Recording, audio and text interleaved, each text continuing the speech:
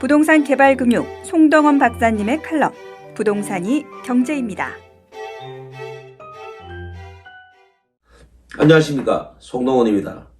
부동산 경제를 얘기하던 제가 오늘은 다른 각도에서 이번 코로나 팬데믹이 끝나고 나도 우리 대한민국에 어떠한 변화를 가져올 것인가, 어떠한 부동산 경제의 지형을 변형시킬 것인가, 이런 부분에 대해서 재미난 상상을 해봤습니다. 서울이 605만 km²라고 합니다. 1000만 인구로 나누어서 보고 가용 면적이 약 30% 정도로 봤을 때 전체가 산이고 들이고 강이고 녹지고 공원이고 그린벨트고 이렇죠. 그리고 도로고 실제로 주거 비율은 약 30% 정도 될 것 같습니다. 거기에 나눠 봤을 때 1인당 개인이 차지하고 있는 면적은 대략 한 5평 정도라고 해요. 그런데 이 전염병이라고 하는 것은 인구 밀도가 높은 데서부터 더욱 빠른 확산을 보인다고 하는 게 이번 코로나 사태를 통해서 드러난 바가 있습니다. 지난번 동부구치소 사태라든가, 동부구치소는 아파트형으로 만들어져 있죠. 들어갔는데 막 번져버린다든가, 서울도 아무래도 확진자가 사람들이 다수로 몰려있기 때문에 더 많습니다. 그런데 저는 이 아이러니하게도 이러한 코로나가 끝난다 하더라도 또 제2의 코로나, 제3의 코로나, 변형된 더 강력한 슈퍼 바이러스가 세상을 쳐들어올지 모릅니다. 그렇게 된다면 사람들이 그렇다고 다 바다로 뛰어들 수도 없고 산속으로 다 숨어 들어갈 수도 없지 않습니까? 오히려 그 대도시의 인구가 지방으로 골고루 이렇게 분산되는 이러한 시대도 올 수 있지 않을까, 이런 재미난 상상을 한번 해봤습니다. 뭔 소리냐 하는 사람들도 있겠지만 그럴 수도 있다고요. 지방 중소도시는 앞으로 30년 내에 없어진다, 이런 소멸 위험군. 그거는 2015년 한국고용정보원이 발표한 자료입니다. 그런데 이 자료는 기본적으로 인구의 노령화와 출산 가능 인구의 감소, 그리고 청년 세대들의 수도권 집중 현상, 이러한 근거를 바탕으로 만들어진 이론입니다. 근데 반대로 이러한 예기치 못한 코로나 같은 사태가 일어나서, 아니면 서울 수도권에 세균 폭탄이 하나 펑 터졌다고 하면 살겠어요? 분산되죠. 이런 현상도 일어날 수 있다라고 이번 팬데믹 사태를 겪으면서 한번 생각해 본 겁니다. 오히려 경쟁력 있는 지방 중소도시는 대도시 인구의 탈중앙 현상이 일어날 것에 대비한 정책도 필요하다라는 차원에서 저는 오늘 말씀을 드리고자 합니다. 수도권 대학의 경우에도 정원 미달률이 30%에 이르고 있습니다. 이런 때 지방 대학들은 정원 미달 사태가 아니라 학교가 그냥 없어져야 되는 이러한 사태를 맞이할 수 있습니다. 이대로 가면.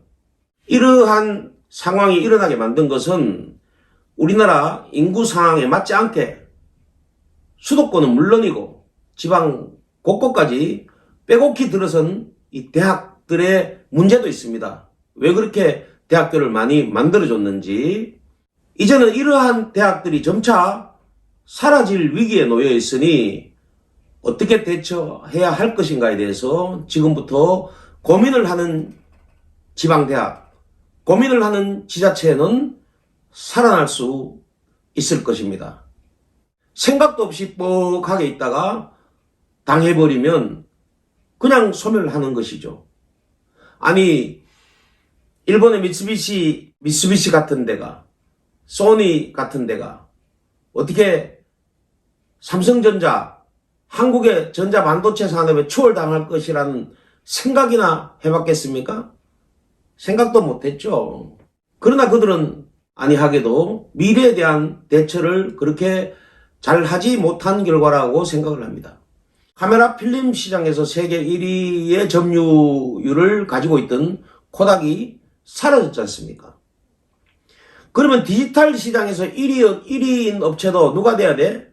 그 코닥이 돼야 되는 거죠. 왜? 연구를 빨리 했다면 자본력이 있고 기술력이 있으니까. 그런데 막상 사라졌잖아요. 그들은 미래에 대한 예측이 부족했고 또 그 예측에 대한 대비를 잘 하지 못했다. 저는 이런 생각을 하고 있습니다. 물론 그들이 가지고 있는 원천 기술 때문에 지금도 국가가 약 1년에 200조 정도의 외국으로부터의 각종 이자 및 이런 특허료 이런 것들을 받고 있다고 합니다. 얼마 전 일본 동경에서 부동산 회사에 근무하고 있는 페이스북 친구와 메신저를 한 적이 있습니다. 과거에 제가 2000년 중반에 부동산 서버라고 하는 회사에서 부사장을 할 때 부동산 114, 스피드뱅크, 부동산뱅크 임원들과 같이 일본의 거대 부동산 프랜차이즈인 에이블사라고 하는 것을 방문한 적이 있는데 그때부터 알고 지내던 친구와 지금까지 페이스북을 통해서 정보를 주고받고 있습니다. 얼마 전 그 친구로부터 이러한 메시지를 받은 적이 있습니다. 일본은 한국보다가 재택근무가 더 활발하게 일어나고 있다. 따라서 동경 시내 중심가에 공실률이 생겨나고 있다고 합니다. 이제 동경은 코로나로 인한 재택근무가 일상화되면서 동경 시내 중심가 빌딩에 공실률이 생겨나고 있다는 말을 전해왔습니다. 일본은 한국보다 재택근무가 더 일상화되고 있고 직원을 뽑는데도 재택근무가 가능하다는 조건을 달아야 사후 모집이 가능할 정도라는 뉴스도 같이 말해주었습니다. 세계 유수의 대도시에 빌딩의 공실률이 빠르게 생겨날 수 있겠다라는 생각이 드는 대목입니다. 유명한 광고회사인 일본의 덴츠라는 회사도 동경 시내 중심가에 사옥을 팔고 임대로 전환했다는 소식도 같이 전해주었습니다. 우리나라 기업들도 빠르게 변화하는 시대 상황에 대처를 해야 될 수도 있다고 생각합니다. 코로나 확산 속도를 보면 인구 밀집 지역에서 더 빠르게 확진자가 발생하고 있다는 것을 이번 사태를 통해서 알 수 있었습니다. 상대적으로 지방의 확진자 발생 속도는 수도권보다 덜 했다는 것이고요. 향후 코로나보다도 더 무서운 변종 바이러스의 팬데믹이 오지 말란 법이 없습니다. 그렇다면 재택근무도 확산되어 가고 있는 마당에 대도시 집중 인구의 이탈 현상이 일어날 수도 있다라고 하는 생각이 현실로 될 수 있음을 생각하지 않을 수 없습니다. 만약에 이러한 상황이 실제로 일어난다면 특화된 장점을 가진 지방 중소도시에게는 오히려 또 다른 기회가 올 수도 있을 것입니다.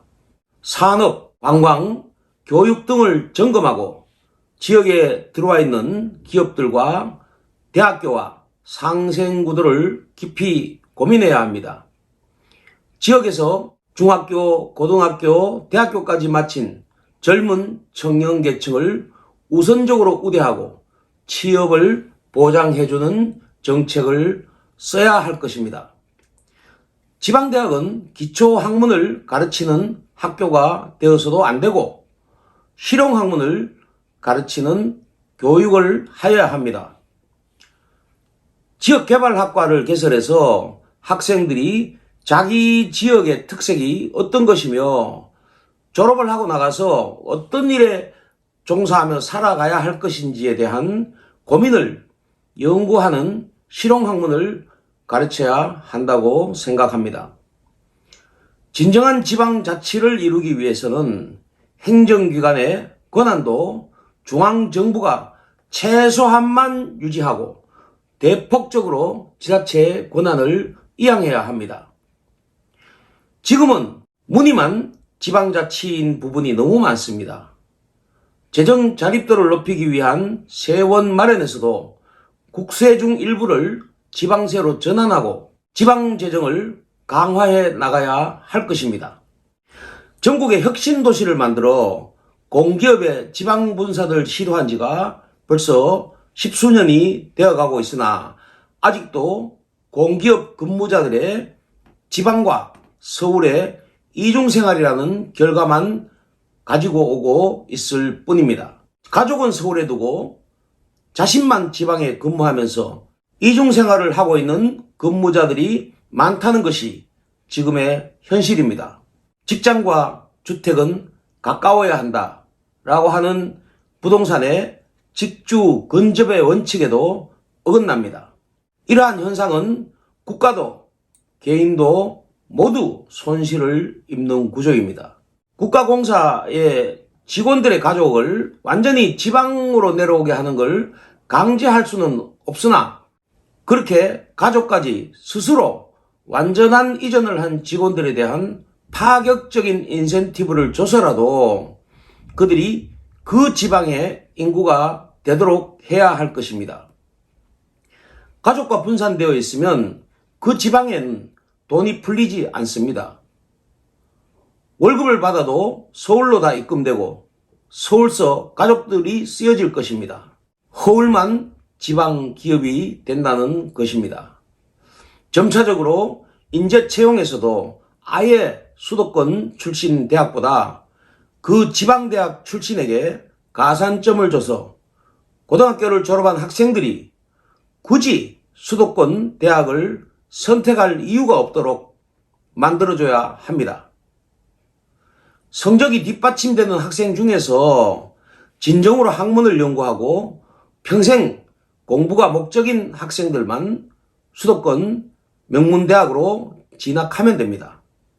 하버드 대학도 사이버 강좌를 개설하고 동시 수강생이 전 세계 20만 명이 넘는 유명 교수님의 강좌도 있습니다.